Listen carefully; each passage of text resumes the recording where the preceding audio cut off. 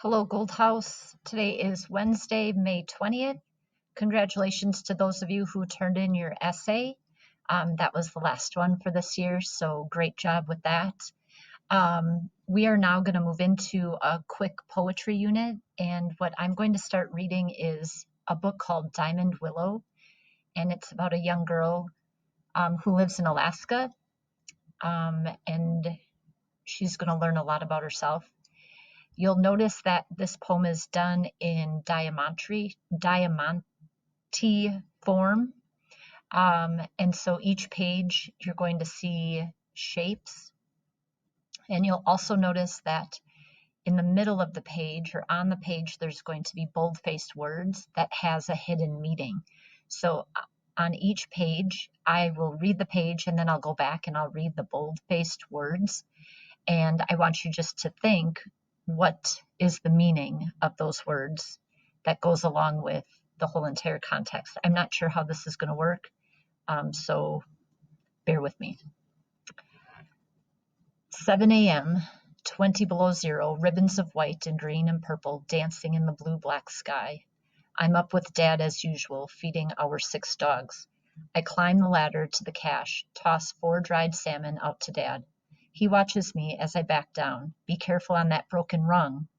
I pack snow into a dog pot. Dad gets a good fire going in the oil drum stove. He loves these dogs like I do. We're both out here on weekends as much as we can be, and every day before and after school. He loves Roxy most. Willow, go get the pliers, he says, showing me a quill in Roxy's foot. It's surprising that a porcupine is out this time of year. I bring the pliers, Dad pulls out the quill, rubs in salve, then we go from dog to dog, spreading fresh straw. Hey Magoo, hey Samson, Roxy, you stay off that foot today. Dad pats Prince on the head. Lucky sniffs my hand and she smells salmon. I find a burr in Cora's ear and get it out. The snow melts into water, simmers in the cooking pot. I drop the salmon, add some cornmeal. The dogs love that smell. They start to howl, and I howl back. Dad loves these dogs as much as he loves me. Okay, so we'll go on to the next page.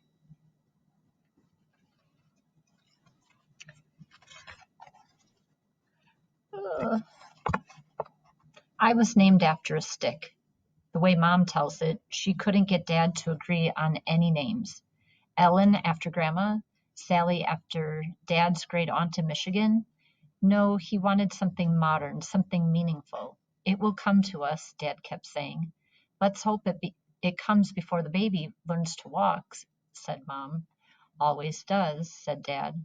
That's how they argue. Each knows what they want, but neither seems to think it matters much who wins. Since Mom gives in before Dad most of the time, Dad gets his way a lot. He told me that just before I was born, he found a small stand of diamond willow and brought home 1 stick. That's it. Let's name our baby Diamond Willow. Mom had to think about it for a few days. I can see it now. They're on the airplane flying to Anchorage. Mom's in labor. She'll agree to almost anything. Okay, she says. So Dad puts Diamond Willow on my birth certificate, and then Mom says, we will call the baby Willow. Mom always knows what matters most. If my parents had called me Diamond, would I have been one of those sparkly kind of girls? I'm not sparkly. I'm definitely not a precious diamond. You know, the kind of person everyone looks at the minute she steps into a room. I'm the exact opposite. I'm skinny, average height, brown hair, and ordinary eyes. Good. I don't want to sparkle like a jewel. I would much rather blend in than stick out.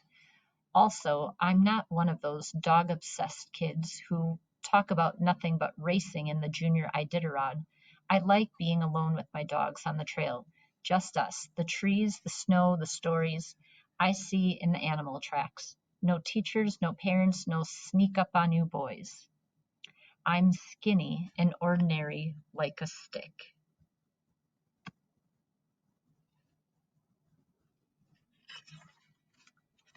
In the middle of my family,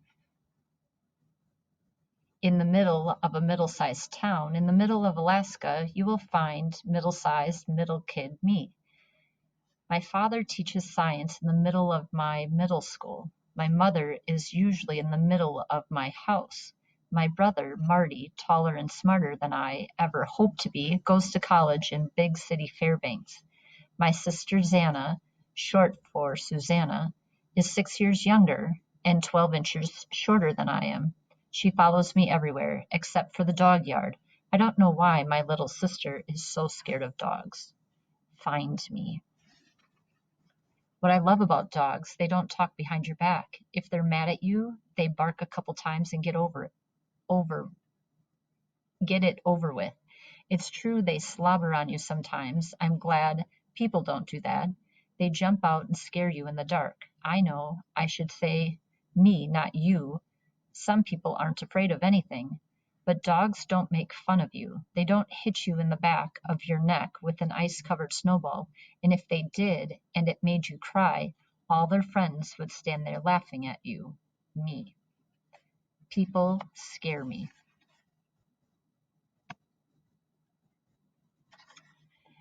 3 votes. Did they have to announce that? Why not just say congratulations to our new student council representative, Richard Olenka? Why say how many votes each person got? 12, 7, 3? I don't know why I decided to run in the first place. A couple people said I should, and I thought, why not? I don't like staying after school, and no one would listen to me even if I did have anything to say, which I don't. Now here I am, home right after school, and as soon as we finish feeding the dogs, Dad says, Willow, could you help me clean out the woodshed? I say, okay, but it feels like I'm getting punished for being a loser. Why don't people like me? We're cleaning the woodshed and I lift up a tarp. An old gray stick falls out, just a stick. Why does it even catch my eye? Dad, what is this? I turn it over in my hands a few times. Dad studies it for a couple of minutes and then he gets so excited he almost pops. Willow, let me tell you about this. What you have found is more than just an old stick. This is the diamond willow stick I found that afternoon, just before you were born. Can it be? Let's see, 12 years ago already?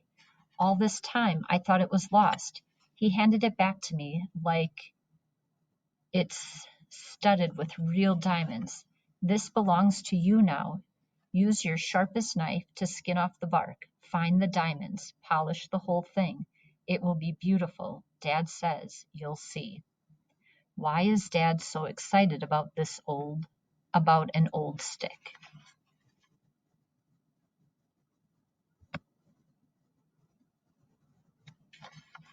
I came out here to the mudroom so I could be alone and make a mess while I think my own thoughts and skin the bark off my stick.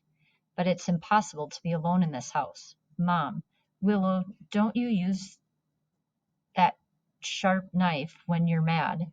I say, I'm not mad, Mom, just leave me alone. And she looks at me like I proved her point. Then, on the very next cut, the knife slips and I rip my jeans. Not too bad. Luckily, Mom doesn't seem to notice. Maybe I could go live with Grandma. I bet she'd let me stay out there with her and Grandpa. She could homeschool me. I think I'd do better in math if I didn't worry about how I'm going to get a bad grade while Kaylee gets her perfect grades on every test, then shows me her stupid paper and asks how I did, and if I show her, offers to help me figure out where I went wrong, so you can do better next time, Willow. Grandma and Grandpa think I'm perfect. I want to mush the dogs out to Grandma and Grandpa's by myself. I know the way. I've been there 100 times with Dad and Mom, and once with Marty when he lived at home. Their cabin is close to the main trail. I know I'm not going to get lost, and I won't see a baby moose or any bears this time of year. Even if I did, I'd know enough to get out of the way fast. But Mom and Dad don't seem to see it this way. What do they think will happen? Dad at least thinks about it. She's 12 years old. It's 12 miles. Maybe we could let her try. Mom doesn't even pause for a half second before she says, "No, I'm not a baby."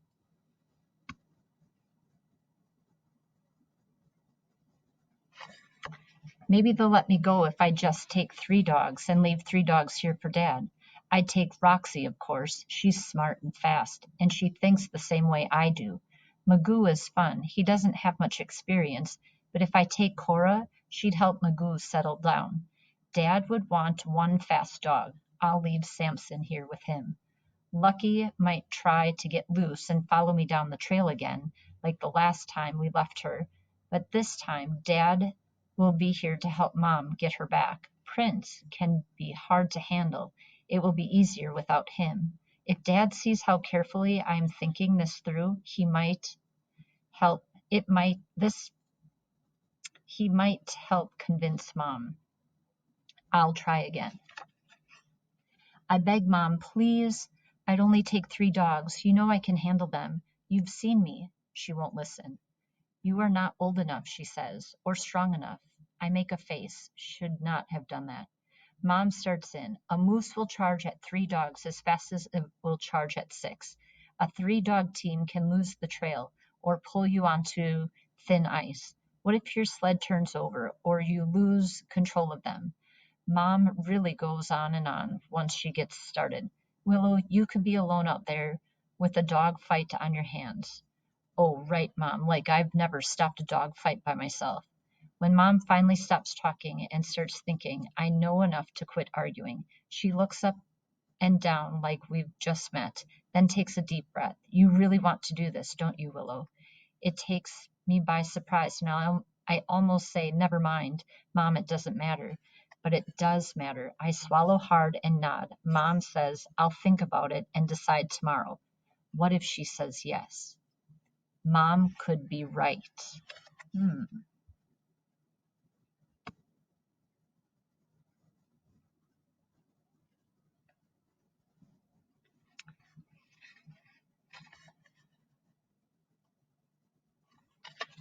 Oops, I think I went too far, so just forget that.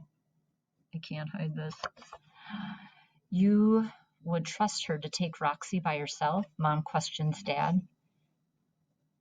They don't know I'm listening. I know my dogs, Dad answers, how they are with Willow. It's more that I'd trust Roxy to take her. Honey, if it's up to me, I'd say let's let her do this. I slip away before they see me. I'm pretty sure they're going to say yes. Yes. I go out and talk to Roxy and Cora and Magoo.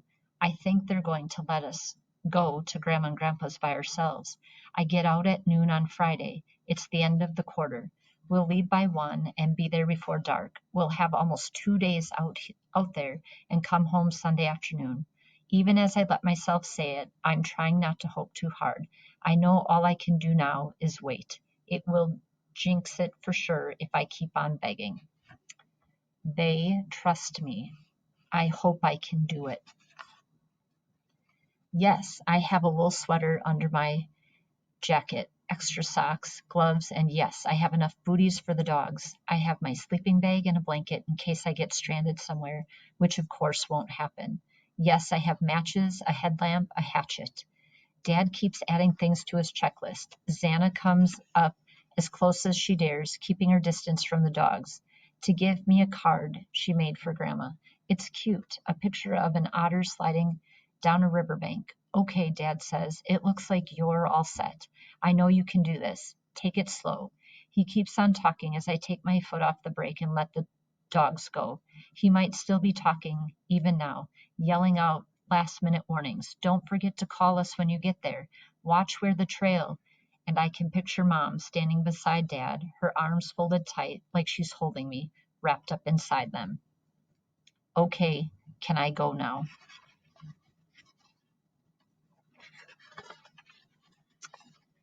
Fox tracks, new snow, red streaked sky, and full moon rising. I know this trail, know where it gets scary. I know where it sometimes floods and freezes over, and I know Grandma and Grandpa will love it when they hear the dogs, knowing that it's me mushing out to see them. I'm almost there. Can't be more than a half hour to go. Down this small hill, past the burned stumps. There, I see the lights by their door. This gets scary sometimes, and I love it.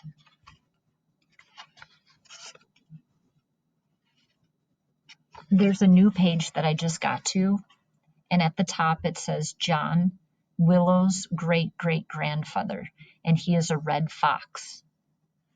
Willow saw my tracks and looked around, but I didn't show myself to her. Don't want to take a chance that her dogs would see or smell me and take off running after me. Old times, they wouldn't let a girl go off alone like that. I don't like to see it. That's why I followed her, made sure she got to her grandma's house. Think of it, my little grandchild, someone else's grandma now. Lots has changed round here since I was Willow's age. Everyone talks that English now. Kids go to school all the time instead of being out here learning to get food. They should think about what happens when those airplanes don't come in. They should teach the kids how to keep warm, how to feed everyone when it stays cold as a long, long time. Hungry times could come again, and what will they do then if they don't learn the ways now?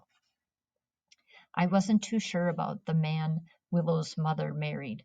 When he first came here, he smiled too much, lots of times for no reason. He'd start smiling when he just met someone before he even got to know them. He'd put out his hand the way that they do, smile, say his name, try to make people talk too much. But he turned out okay. He learned how to hunt and fish, made himself some pretty good snowshoes. That takes patience. I've been watching him teach Willow how to run the dogs. She's a quiet one. She knows how to listen to those dogs, so they listen to her too.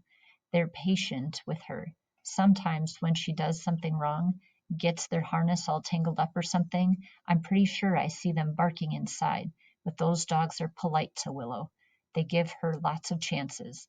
After a while, she always gets it right. I see her through the window now, with her grandpa and grandma. They love that girl. She's safe here. I'll go back up river to my den. And now it goes back. All my life, this has been my favorite place. Grandma's beadwork on the table, Grandpa's furs stretched out to dry, the smell of wood smoke mingling with the smell of moose meat frying on the stove. As soon as I walk in, I see that Grandma's made a batch of donuts. It's how she tells me, without saying much, she's happy I'm here. The bolded words, I made it.